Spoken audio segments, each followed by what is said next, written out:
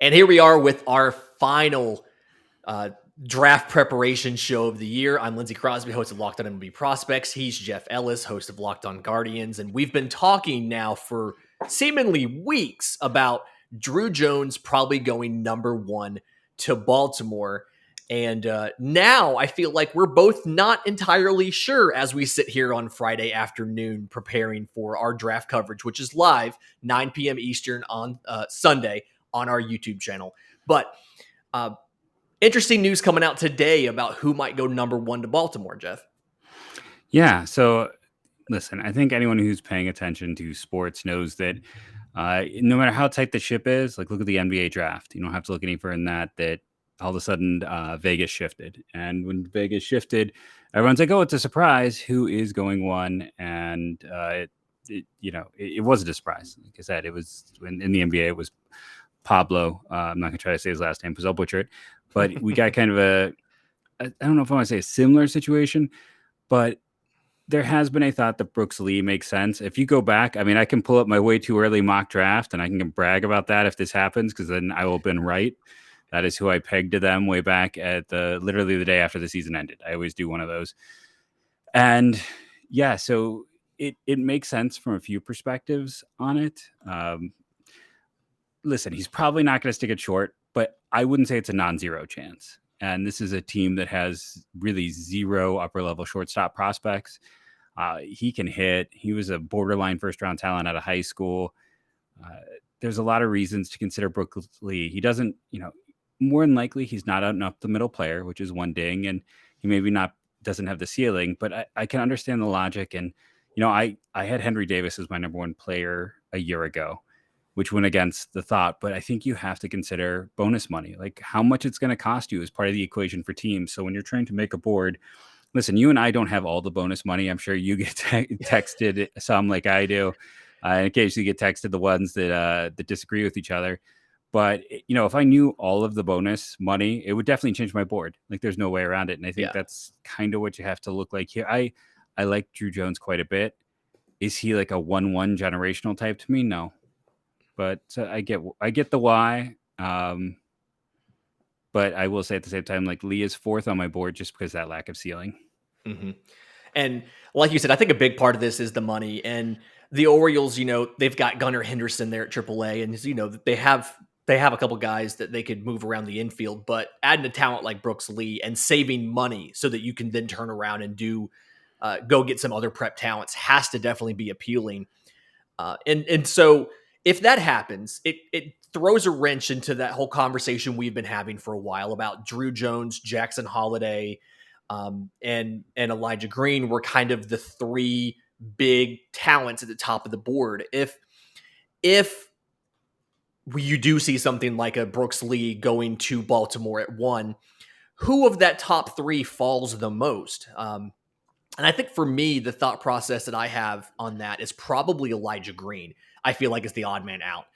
Drew Jones is talked about well enough by a lot of people where I feel like he's not going to fall very far. But Elijah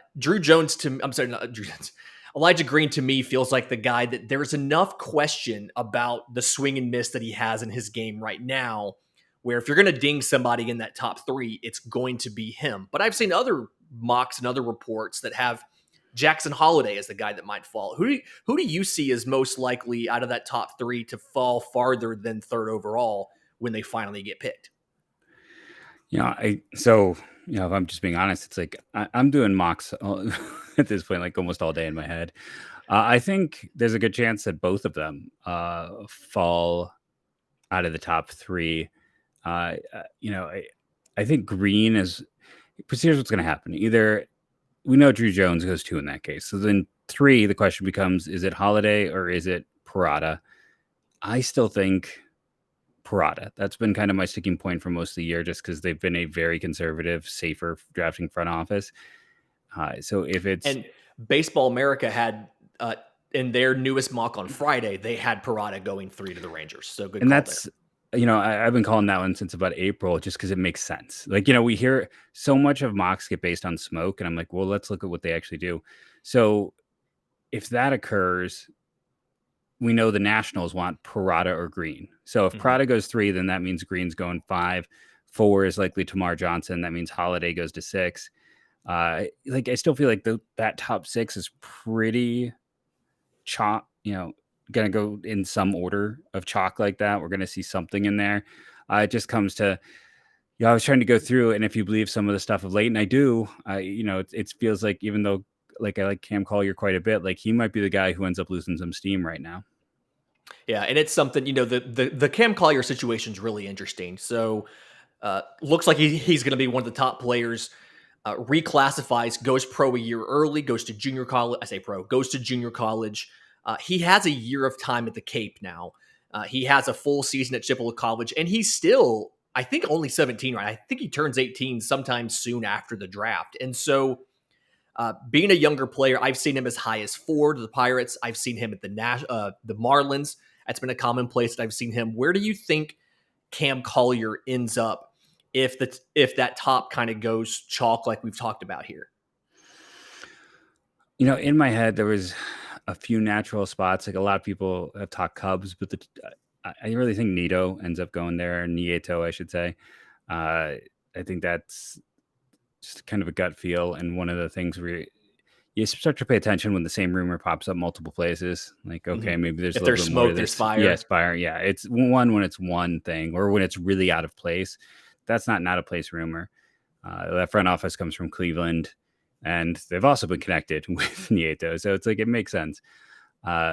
Just in general. So if they don't take him, the Twins to me are fascinating because there's this longstanding view, like, are they going to go Barry? They're going to go Cross. They're going to go college guys. And yeah, that has been their MO until last year when they took Chase Petty. Like, could they be a Dylan Lesko team? I've heard that there's someone in the top 10 who's considering it. And it's like, that could make sense, right? Could they be the team that's like, we don't view ourselves as picking this high ever again? Maybe we go for elite talent. Maybe we get that guy. It's like, and if they don't take Collier, I don't think he's going 9 or 10. So then I think it's the Mets at 11. So I think it's either, again, if he gets through that first group, I think it's Twins or Mets. And then I think the Mets are kind of just sitting there hoping someone like that falls.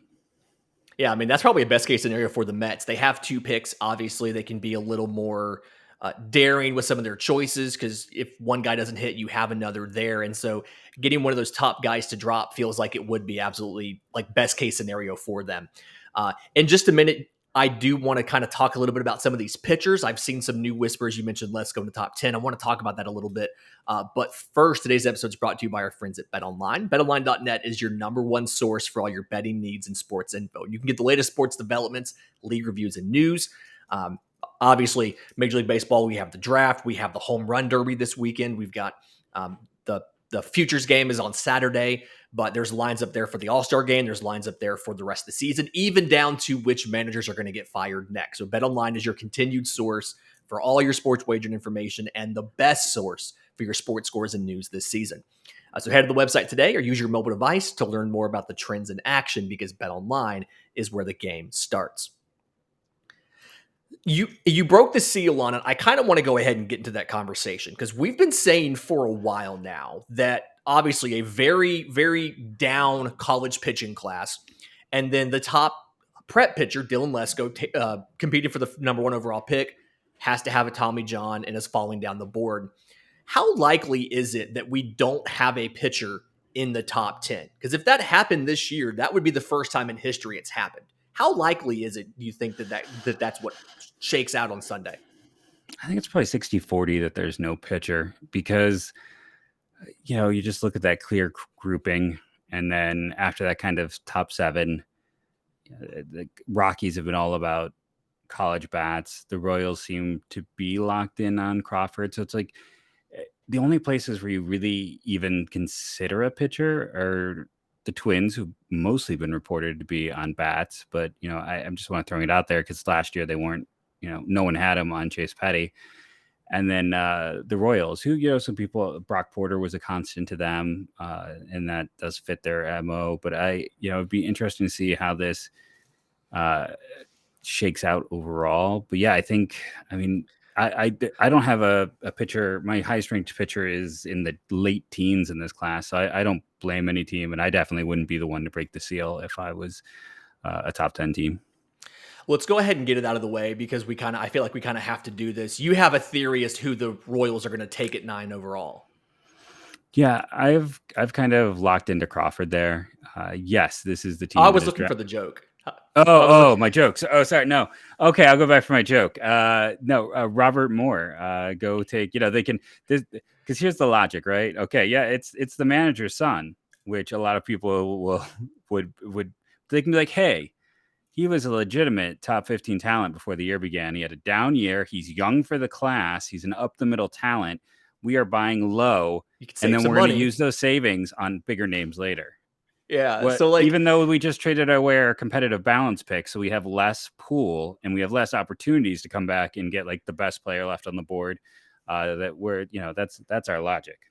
Yeah, and that's the thing about the Royals is it could happen. It could legitimately happen, but yeah, like the whole conversation of where does the pitcher land, and is it Dylan Lesko, is it Brock Porter, or do you see one of these college pitchers popping up? I mean, there's been obviously tons of helium behind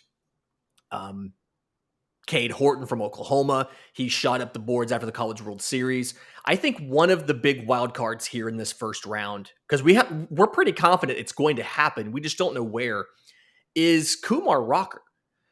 We've seen him pitch now in the Frontier League. He's looked like we would expect him to look, been his dominant self. I think the competition level there is considered to be kind of high A or so, maybe double A. But right now, off the riff, where do you necessarily kind of expect to see Kumar Rocker, and where is it going to surprise you if he does end up? Philadelphia makes some sense, I think, just where they're spotted and who they're looking at. Mm-hmm. I'd be 17 for everybody. Yeah, be 17 is a high. I don't think the Padres are in. I'm thinking it's the 20s or it's later. I mean, maybe the Reds, just because they have the flexibility. He's okay. So we know it was a minor shoulder surgery. And they've sent notes, but not imaging to the teams. And if I was a team and I don't have his image, I take him off my board. He's undraftable. And I am not alone in saying that. The fact that they're refusing to give medicals, I mean, he could slide. He could massively slide. They needed to send imaging. If they're not going to send that, I can think of at least 5 to 10 teams right now that, just having talked with people in the past, wouldn't even consider drafting him because of what's happened in the past. I bring up the Brady Aiken situation, but we've seen other players where it's like Tommy John isn't 100% recovery. Right. It's not. We tend to get in this thing. Well, every pitcher is going to get it at some point. It's like a positive. Dylan Lesko's got it out of the way. Sometimes they have it multiple times, and then sometimes they don't come back quite the same guy. And you can look with Rocker, and yeah, he's looked good. We know he had some issue that scared the Mets to such a degree that they didn't even offer him. Like when Brady Aiken was drafted, Houston tried to they offered him the minimum they could offer him. They made an attempt to sign him. And if he takes that contract, history gets rewritten, but he didn't. The Mets saw something there that was so scary. They didn't even do that. They didn't offer him any contract at all. So I think, like I said, if I was running a team, I wouldn't, if I was going to redo my top 50, he'd be out of it. Like, I would not draft him if I can't see those medicals. Just, that's an end of story for me. Yeah. And so, it's something, obviously we've talked about the state of pitching. And when you talk about the pitching in this class, you have to talk about the prep pitching, the college pitching, and then Kumar Rocker's in a world of his own. Because like you said, we have so many questions. We know there are numerous teams that are going to be out on him. We just don't necessarily know where he's going to land. When you look at some of the college pitchers, and this is more so of, like something that I just kind of want to get into, because I've watched a lot of these college pitchers more than I've watched the prep pitchers this year. But I keep going back and forth on who I think is going to be the first college pitcher taken, because I look at a guy like a Cooper Yerpe from Oregon State, and he's a lefty. He's got a great track record, and he has a lot of the advanced metrics and things that teams like, the spin rates on some of the pitches, things like that. But I keep going back and forth on who's going to be that first college pitcher. Is it going to be him? Is it going to be Gabriel Hughes out of Gonzaga? Or could it possibly be Cade Horton out of Oklahoma? Do you think that the College World Series performance of Cade Horton is enough for him to climb and be the first college pitcher taken? Or do you think it's kind of going to go chalk and be one of those existing guys like a Hughes or like a Yerby? It's a situation where we see it have effects. I don't know how much you can push him that high. I mean, it seems like it. When you go and you look at enough places, people are putting him up there, and it's because they're hearing things. But let's be honest, before the College World Series, we weren't even really talking about him as a draft prospect, just because he's a draft eligible sophomore. His stuff really hadn't come back. He was a really interesting high school prospect, a legit two-way guy. But how much can you base off of one good run? And like for me, he's not in my top 50 because like I'm not going to base everything off of that small of a sample size. And I know there's someone yelling at me like, but you put Reggie Crawford in there and his is even smaller. And it's like, that's fair. But Horton is going to cost a lot more than a Reggie Crawford. And I don't think the ceiling is necessarily as high. I mean, yeah, it's a great 2-pitch combination. But do we feel like there's a third pitch that we trust? Is there high? I think he probably does go in the top 30. Could he be the top one off the board? Yeah. I mean, if the right team falls in love and think, hey, the only reason we're getting him is because of the limited innings, instead of viewing it as we don't have enough data. Right. Someone might be like, okay, we're getting the steal of the draft here. And he was, like I said, he was a legit two-way player at high school, legit potential, top right-handed pitcher in his class. The injury held him back, and it does take a while to recover. So it's a logical progression for him in terms of health. Like, you're not really worried about that. It's how much can you buy just that performance? And like for someone like me, I'm leery. I also understand the point of view of others. Yeah, and I think the thing that he has going for him, if you decide to go ahead and buy the performance, is the fact that you have all of the advanced analytics on him from Omaha. So they had TrackMan set up. I think the Creighton analytics team was running that whole thing, and so they were sharing all the metrics. And so all the teams have access to every pitch he threw in Omaha and can kind of see what he looked like as he was coming back. But like you said, 53 2/3 innings in his college career, because obviously Tommy John last year didn't actually pitch this year until late March. I think he was playing third base to start the season for Oklahoma. If that kind of tells you, like you said, two-way prospect, the kind of athlete that he was. But definitely just something to kind of watch is how is this pitching going to shake out? I think we can agree it's been a pretty down year as far as college pitching is considered. And so, and for me, a lot of the guys that end up in there, whether it's a Connor Prelip out of Alabama, who missed the season with Tommy John, but threw right before the SEC tournament, threw a bullpen and looked pretty good from what I understand. I see a lot of these pitchers kind of fitting in a little bit later than they normally would, kind of, 40 through 60. I could see a run on some college pitchers there because nobody's really kind of lifted themselves ahead of the rest of the group other than maybe a Yerby and, and a few others. Yeah, it's a hard group. I think we all agree. It's like between the injury, I mean, that's probably like on some level, that's just the story of this whole pitching class, the college group, right? Is just the injury level. Like you Landon can go Sims, there's just so many guys. Prelip and, even some of the guys like Hunter Barco, who's not necessarily a hard thrower, but was just an interesting pitcher. It's like, man, you talk about Reggie Crawford. He's fascinating. I have no idea where he's going to go. I don't think he's going to Tennessee, in spite of the picture that University of Tennessee shared the other day, where he's transferring there. But I don't see that happening. Must have been a fun day for him. It was a little bit. I was just like, hey, you know what? Live your best life, kid.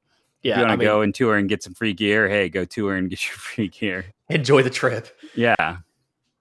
It's definitely one of the stories to watch of the draft. And in just a minute, I do want to get into some of our favorite kind of sleeper picks, guys who maybe aren't necessarily rated where we think they should be on the draft boards. But first, today's episode is brought to you by our friends at Built Bar. You've probably already tried the coconut brownie chunk Built Bar, but now they have a coconut brownie chunk puff. So it's the flavor you love, the coconut brownie chunk, but it's wrapped in a deliciously chewy marshmallow covered 100% real chocolate. Low calorie, low sugar, high protein, very delicious. This is one of those limited time flavors that we talk about all the time that you have to jump on it when it's there. Get it quickly. So go to built.com, go search all of the flavors, the regular flavors, the limited time, the special occasion ones. This is obviously a great mix of delicious coconut, rich sweet brownie, creamy marshmallow. So go to built.com, get your box of coconut brownie chunk built puffs right now. While you're there, use promo code LOCKED15 to get 15% off your order. That's promo code LOCKED15 at built.com. Okay, everybody I feel like has their guys that they're just a fan of and they think a lot of people are sleeping on. So let's kind of go back and forth a little bit here and just take some turns. Give me a guy that you think more people should be talking about in this draft class that are not. Now I've got my go-to guy, but I'm gonna wait on him. I'm gonna throw out a different name, a name that I don't think we've discussed at all. It's his name's Griffin Doersching, and Oklahoma State instead of Oklahoma, and he had, I believe, the highest exit velocity this entire year on a pitch. He crushes balls. Crushes balls. Yeah, he might be like in the history of like collecting data, and we think about what Ivan Melendez and Tommy White and Spencer Jones are, and then realize that Doersching, who, health is an issue. He's a fifth-year senior, I want to say. He's an older player. Mm-hmm. He's a DH. There's a lot of reasons, but like, if you can get him as an underslot guy underslot guy on day two, like, it's just interesting from that perspective that his exit velocities are unreal. Like, literally the strongest hit balls in college baseball last year came from him. So as we look at the value in such things, you have to look at him. And again, maybe he's not my big name guy. He's not the guy I'm talking about as someone for day one of the draft. But when we get right down to just an interesting prospect, a guy who maybe deserves a little bit more talk, I know you're an Auburn guy, so there's Sonny there, and then there's Ivan Melendez, who I wrote about, mm-hmm. who's interesting just from the utter dominance. And again, Doersching had injuries; he didn't play this whole year. But if you're looking for that kind of just big guy, a little bit older, can hit, he should probably get a little more run in that group. Now, he's not quite, he's not that tier, but like, he should get at least an honorable mention when you start talking about those types, in my opinion. Yeah. And on those types, and I picked this player before you picked yours, but Sonny DeShera was going to be my guy. So Auburn's first baseman, and you mentioned him, another one of those probably headed for DH, super powerful guys, transferred into Auburn from Samford for his senior year. Just led the nation in on-base percentage, .565, top 25 in batting average, just under 400, 399. And, in the SEC, obviously, to finish where he did as far as just about every stat you can imagine, whether it's walks, on-base percentage, slugging, batting average, home runs, everything. One of those guys that could handle premium velocity, could handle elite spin, velocity changes, a lot of that kind of stuff. And some of the same concerns as Doersching. He's probably destined to be a DH. He'll actually turn 23 right after the draft. So another guy that I kind of see him as a late in day two underslot signing, but somebody who I absolutely think is going to make your organization better and is going to give you a chance to hit for both contact and power in your organization, and somebody who I think could definitely contribute at a major league level one day. So it's funny you mentioned Doersching because I had the exact same profile in mind. Give me somebody else. Let's get away from the first base DH kind of guys. Give me somebody else who you think that we're not necessarily giving the proper credit on that we should be. So everyone's waiting for me to mention my guy, and that's Chandler Simpson from Georgia Tech. And if you've heard me anywhere else, this is my go-to. And mm-hmm. He was awesome in the Northwoods League. He's been dynamic so far in the Cape. He is a slap hitter. He is nothing but slap. But he was one of 3 Power 5 conference players to be one of the hardest players to strike out. Mm-hmm. I think he ended up leading the nation in batting average. I might be wrong, but either way, he hit over 400. He was playing shortstop. You want to put him in center because he has 80 grade speed. So on top of, the fact that you're talking about a player who had elite contact rates, which we're seeing more and more the value in contact rates. But when you look at like the elite speed plus the contact rates, he can walk as well. It's not just one of those guys where he doesn't strike out, but he doesn't walk either. It's a decent walk rate. He's not going to be dynamic. Outside of on the base pads, but it's just a low, he's a rather safe player in the regard that, okay, if it doesn't work out too well, because he's a 20 grade power. There is no power at all there. It's like Right. he's going to be a perfect utility guy because he has experience at short. He's got an arm that he can play multiple spots, and then he's going to just be an absolute burner. If he's a platoon guy, that's fine because again, with his speed, I think he'll turn into an above average to plus defender in center. You put him out there, and you just have him bat ninth, and he becomes a potentially better offensively Billy Hamilton, because Hamilton was a bit of a free swinger. He didn't have that command. He was a guy who ran and was an awesome defender, but this guy commands his own better. And he on top of just leading the nation in batting average, this was his first year in Division I, dropped into the ACC, which for my money is the second best conference in the country. It's a very strong one. It's like, for me, it's SEC, ACC, and then a huge gap before we really talk about the next group. It's like those are the standouts. And I always place value in that guy who drops into a very hard situation, he gets dropped into a hard situation, gets put at shortstop, a very hard position, and hits the ground running. And he's not top 100 anywhere. So I'm way out on a limb. I have him 33rd on my board. So yeah, I mean, I'm crazy, but I'm willing to look past having one massive, well, I know there's more than one, but he's got one huge flaw when I can see all the other things that could lead to him being a major league talent. Yeah. I mean, I like him. It is a flaw. I just recently did the Farm Friday for the Twins, and they've got a couple guys in that system that tons of contact, can't necessarily generate a lot of power, and they're kind of struggling with getting those guys up to the big league level because they're having trouble putting them in as regulars without the power. But I think a guy that there's a role on every team for a defensive replacement pitch runner who can be your fourth outfielder, who can start for you whenever you need him to, and can give you plus defense. So I think he's a good pick. My guy, I say this, and then I was looking at him up to just confirm some details about his age, and I realized he's probably correctly rated, and I just already have him picked. But Jacob Melton, the outfielder from Oregon State, he's in there. I've seen him a lot in the 30s. I think he's a first-round talent. I think he's probably one of the better of the college outfielders in this class, of that big mass of outfielders we always see kind of towards the back of the first round. I think he's one of the better ones. He's played right field. He's played first base. He's played center field this year.